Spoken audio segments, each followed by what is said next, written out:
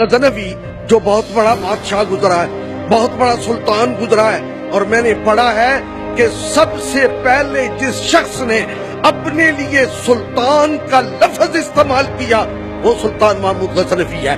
اس سے پہلے کسی کے نام کے ساتھ سلطان کا لفظ استعمال نہیں ہوا۔ وہ سلطان محمود غزنوی، اب اس کی بادشاہی کا عالم آپ جانتے ہیں، اس کی طاقت آپ جانتے ہیں، اس کی فتوحات آپ جانتے ہیں، آپ کے علم میں ہے اس کی تلوار نکلتی تھی، سومنات کے مندر بھی سرنگو ہوتے تھے، لیکن میں بات یہ کر رہا ہوں وہ شخص سلطان محمود غزنوی، اسے 3 پریشانیاں تھی۔ وہ بادشاہ وقت بھی تھا، سلطان زمان بھی تھا، بڑی لشکر بھی اس کے ساتھ تھے، لیکن 3 ایسے سوال تھے جن کا بادشاہ کے پاس جواب کوئی نہیں تھا۔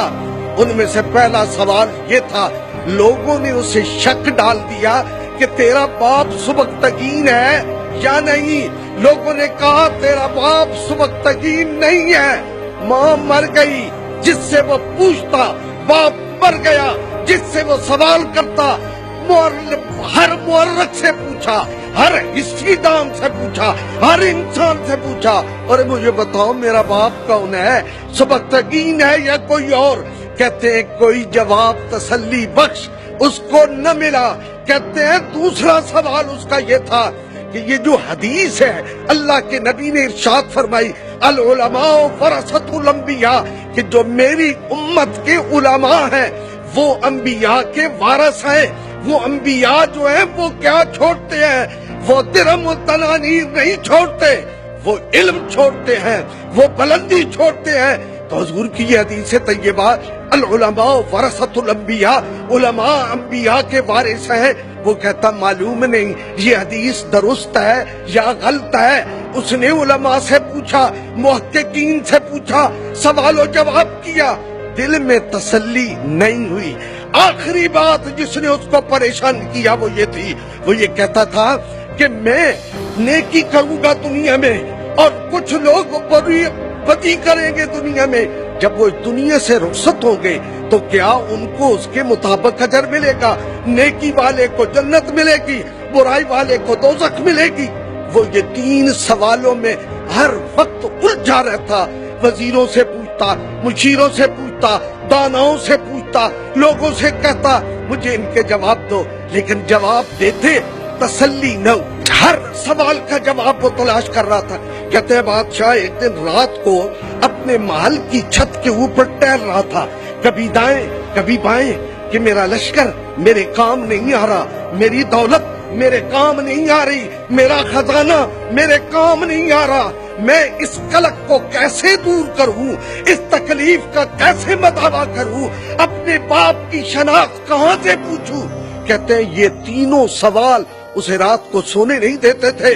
اپنے گھر کی چھت کے اوپر وہ ٹہل رہا تھا، دیکھتا ہے کہ پڑوس میں جو مسجد ہے اس مسجد سے ایک بچہ نکلتا ہے، طالب علم نکلتا ہے، اور اس مسجد کا کمرہ، حجرہ جس میں وہ بچہ رہتا ہے اس میں تاریکی ہے، ہاتھ اس کتاب اس میں بغل میں پکڑی ہوئی ہے، باہر نکلتا ہے، سامنے کے محل کی کھڑکی سے روشنی چھن چھن کے باہر پڑ رہی ہے، اور وہ طالب علم اپنی کتاب کھولتا ہے، 2 سطریں یاد کرتا ہے، پھر لوٹ کے اپنی مسجد کے حجرے میں چلا جاتا ہے۔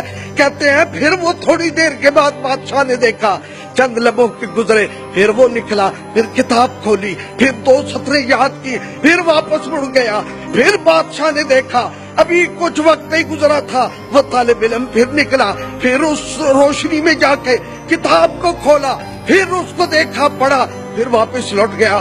بادشاہ جب صبح اٹھا اس نے اپنے وزیر کو بھیجا، اس مدرسے میں جاؤ، ایک طالب علم ہے جس کو رات کو بے چینی سونے نہیں دیتی ہے، علم کا شوق جس کو بستر پہ آرام نہیں کرنے دیتا، اٹھو جاؤ، جا کر اس کے پکڑ کے لے آؤ، اس کو بلا کے لاؤ کہ بادشاہ کے دربار میں تمہاری حاضری ہوگی۔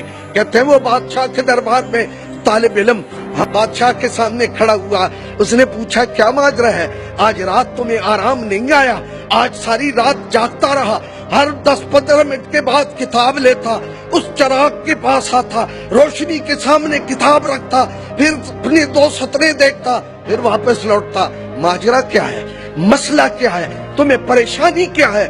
وہ کہنے لگا بادشاہ سلامت، ہم طالب علم ہیں نا، ہم غریب لوگ ہیں، ہمارے پاس چراغ جلانے کو تیل نہیں ہوتا، ہمارے پاس رات کی عیاشی کے لیے ہمارے پاس بتی نہیں ہے، اس لیے بادشاہ سلامت مجھے اپنے استاد کی بارگاہ میں صبح حاضری کے وقت شرم آئے گی کہ جب وہ پوچھے گا کیا یاد کیا تو میں کیا منہ لے کے جاؤں گا، اس لیے اٹھ کے میں باہر گیا۔ میں نے دیکھا اس گھر کے اندر سے چراغ روشن ہے اور اس کی روشنی چھن چھن کے باہر آ رہی ہے۔ میں وہ آ کر اس میں کتاب کھولتا، اپنا سبق یاد کرتا اور پھر واپس لوٹ جاتا۔ بادشاہ نے کہا یہ ماجرا ہے، یہ بات ہے، محل کے قریب کی مسجد کا طالب علم روشنی سے محروم ہے، آج کے بعد دربار شاہی سے اس کا تیل جائے گا، اس کی بتی جائے گی، اس کا لالٹین جائے گا، اور راتوں کو ساری رات یہ پڑھنا چاہے ہم یہ تیل مہیا کریں گے، ہم یہ چراغ روشن رکھیں گے۔ بڑا خوش ہوا بادشاہ کا وہ طالب علم، وہ اس بات کو سن کے خوشی خوشی گھر چلا گیا۔ کہتے ہیں دن گزر گیا، بادشاہ اپنی مصروفیتوں میں مصروف رہا، رات آ گئی، بادشاہ بستر پہ سو گیا، بادشاہ آنکھیں سو گئی، وقت جاگ گئے۔ میرے نبی نے زیارت کا شرف بخشا اور بادشاہ کو مخاطب کر کے کہا اے سبکتگین کے بیٹے، تو نے میرے فارس کی عزت کی، قیامت کے دن تیری بخشش کا سامان میں محمد کروں گا۔ حضور ضیاء الامت ارشاد فرماتے تھے ارے لوگوں سن لو، اللہ سب کا رب ہے، سب کو رزق دیتا ہے، دشمن کو بھی، دوست کو بھی، اپنوں کو بھی، پرایوں کو بھی، ہر ایک کو وہ رزق دیتا ہے، لیکن وہ ہر ایک سے رزق لیتا نہیں ہے، لیتا وہ ان سے ہے جن کو وہ اپنا سمجھتا ہے، جن کے رزق کو وہ پاک جانتا ہے۔